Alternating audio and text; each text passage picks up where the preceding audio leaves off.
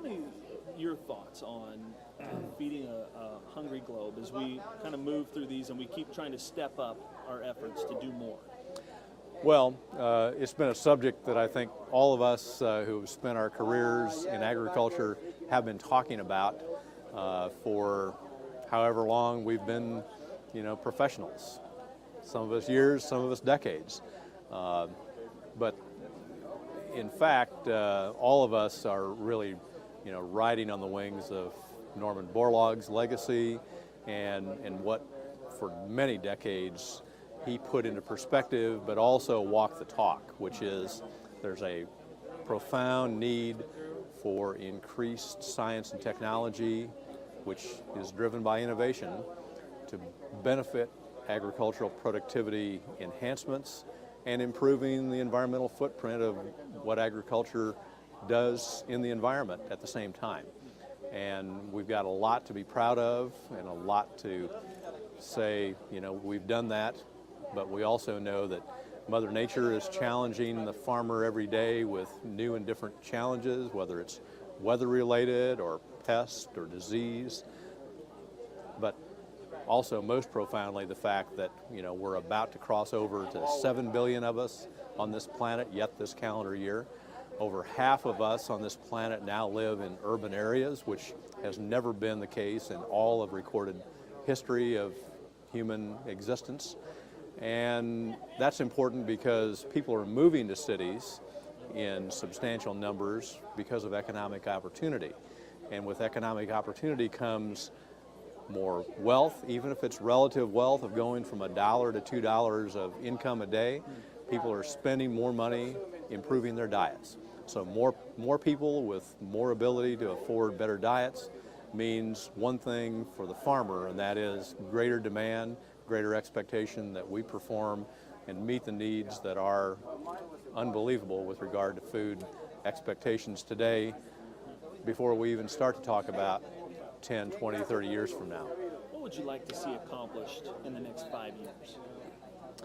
Well, I think a better regulatory climate in not only the major countries of the world, but more harmony around getting these regulatory systems in line so that the companies and the governments that are investing in research to bring forward new products of innovation have some idea of certainty about, what is that target timeline, what are the scientific thresholds that I have to meet, and that there's a little more efficiency across many, if not all, countries that are participating in the global food trade so that we free up and unleash this technology and allow those companies that are investing stakeholder dollars in research and development for a 10 or 20-year time horizon, and governments that also are investing taxpayer dollars in research and development to know with a little more certainty, what that regulatory target is,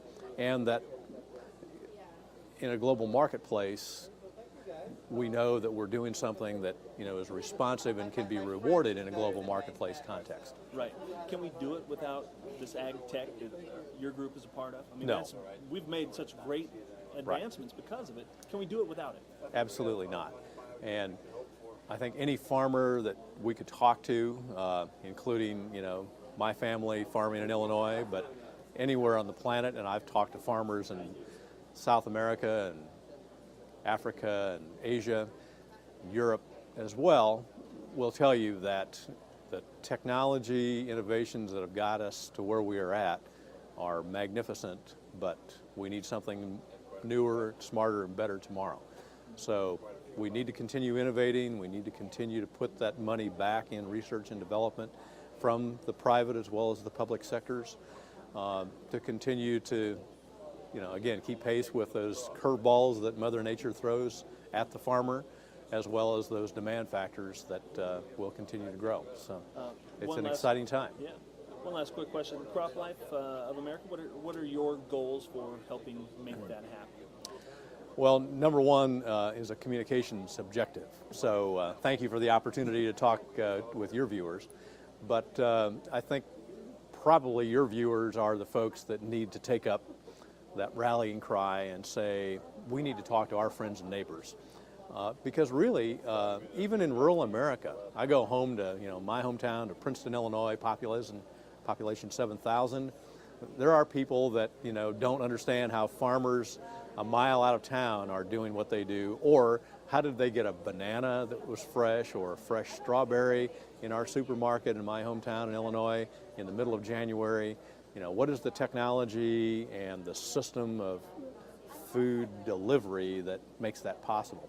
So almost anywhere we go, there's an audience of one that we can connect with to talk about this miracle of modern agriculture, and that it's a journey, not a destination, and that science and technology, carefully and responsibly used and well regulated fairly by government, is all part of that equation. Very good. Perfect. I think that's got us. Anything else that I didn't ask or you'd like to add? So I think out of the World Food Prize this week, there's another bit of inspiration that all of us can take back to kind of put into that communications message, whether it's an audience of one as a neighbor over the backyard fence, or you got a chance to talk to 100 Rotarians or whatever it is. And that is that we as Americans need to understand that there really is a world food crisis. And it's hard for us to understand because most of us worry about the opposite, which is, how do I lose weight? How do I improve my diet from, a calorie standpoint, exercise and all the rest. All that's good. But it leaves us completely disconnected with this notion that we're really running on a very thin edge in terms of surplus food to just be able to be where we are at with regard to being fed adequately, even in this country. But look at the strife and the struggles of the people who are truly needy around the world. And the survey work that we've done in terms of public opinion would suggest that the vast majority of Americans don't know about that and don't care.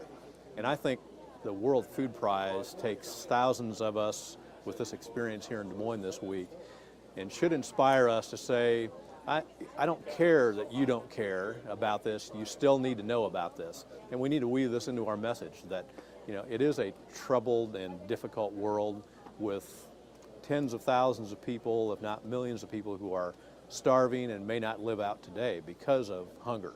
And the surplus that we're riding on as an entire humanity on this planet is a very thin margin. We need to get that message across.